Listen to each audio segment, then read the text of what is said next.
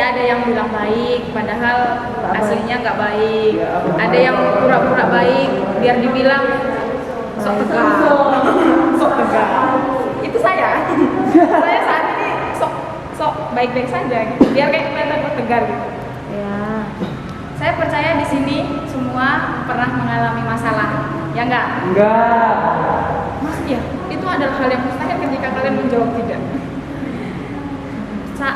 Ketika kalian dari lahir sampai saat ini udah kuliah, udah mengenal pacaran, udah mengenal masalah hidup, pasti ada titik terendah ketika kalian berada di STT berita hidup. Ada. Pasti ada, sampai nangis kayak sampai masuk rumah sakit kayak. Itu saya juga pernah mengalaminya, tapi bukan pada saat ada di STT berita hidup. Itu saya alami ketika SMP. Ketika SMP itu saya dan keluarga saya mengalami, menurut saya sih titik terendah dalam hidup saya. Karena kami tinggal bukan di sebuah rumah pada umumnya. Bukan rumah yang terbuat dari tembok atau bahkan rumah yang terbuat dari kayu, bukan juga. Tapi pada saat itu saya tinggal bersama dengan keluarga itu di sebuah kemah. Kalian tahu kemah kan? Kemah suci. Kemah suci. Bukan kemah suci. Itu menjadi tempat tinggal saya pada saat itu ketika saya masih SMP. Jadi saat itu bukan cuma tinggal di sebuah kemah yang membuat saya wajar nggak ketika kita mulai beranjak remaja tapi tinggal di sebuah kemah kita merasa malu. Wajar. Saat itu saya mengakui ya itu wajar ketika saya tinggal di kemah, saya masih SMP, teman-teman saya mandang saya apa gitu. Bahkan lebih parahnya adalah ketika saya harus melihat ayah saya hampir saja dibunuh dengan pisau di depan mata saya sendiri, di depan mata anak-anaknya. Saya memang masih kecil pada saat itu, tapi ya otak saya jalan lah pasti. Siapa sih yang mau kehilangan orang tua masih kecil, pasti gak mau. Itu yang saya alami. Tapi ada di satu titik saya itu tidur bersama dengan orang tua saya. Malam itu saya tanya sama ayah saya, ya sampai kapan mau tinggal di kemah? Ayu malu. Saya bilang begitu sama orang tua saya. Ya jujur saya malu gitu, saya tinggal di kemah.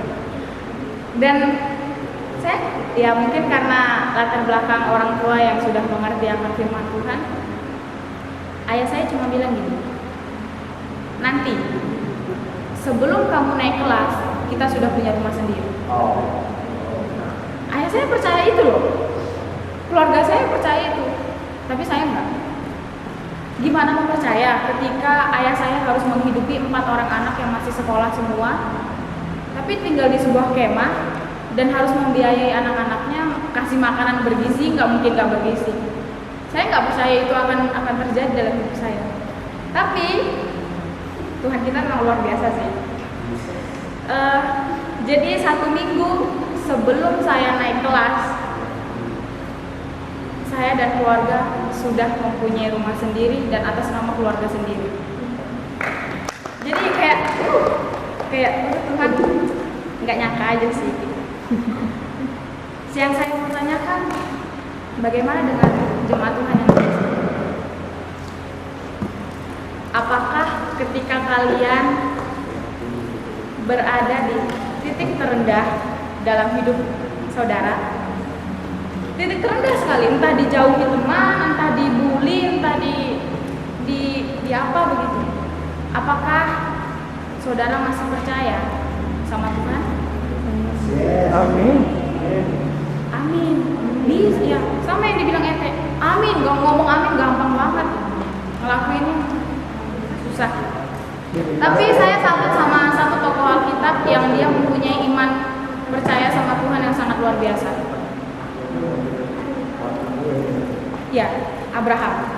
Kita bisa lihat dalam Kejadian 22 ayat 1 sampai 19. Kejadian 22 ayat 1 sampai 19.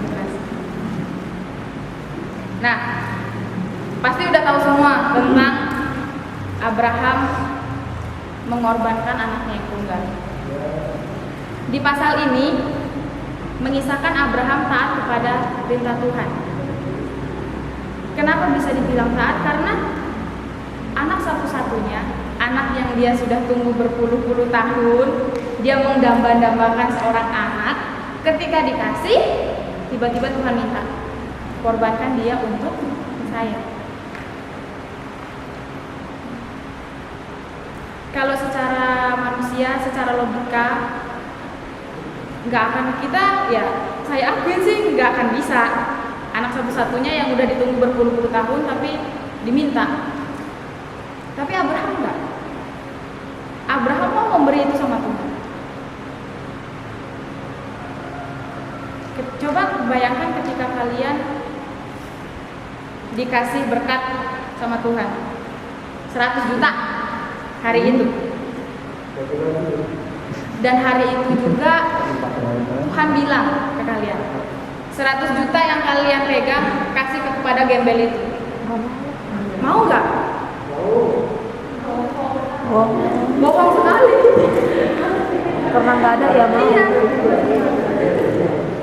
Tetapi Abraham berbeda. Abraham mengikuti perkataan Tuhan. Kita bisa tahu perjalanan Abraham dari awal sampai akhir. Apalagi kita anak teologi tahu semua.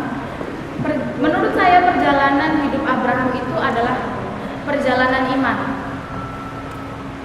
Perjalanan iman percaya dia kepada Tuhan. Seperti yang dikatakan dalam kitab Roma. Saudara Cipto bisa membaca kitab Roma pasal 4 ayat 20 sampai 22. Roma 4. Roma 4 ayat 20 sampai 22. Roma pasal 4 ayat 20 sampai yang 22 begitu demikian. Tetapi terhadap janji Allah ia tidak bimbang karena ketidakpercayaan, malah ia diperkuat dalam imannya dan ia memuliakan Allah dengan penuh keyakinan bahwa Allah berkuasa untuk melaksanakan apa yang telah ia janjikan. Karena itu hal ini diperhitungkan kepadanya sebagai kebenaran. Nah, sebagai kebenaran.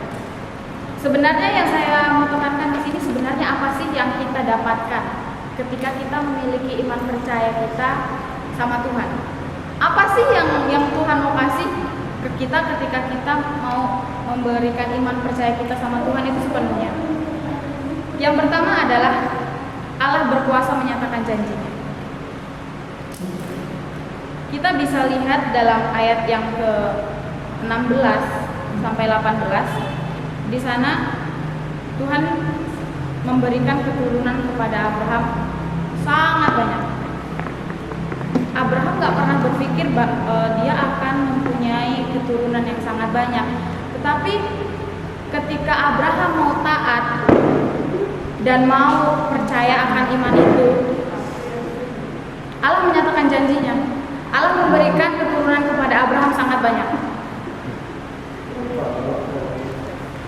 Abraham gak khawatir loh kalau misalnya dia kehilangan.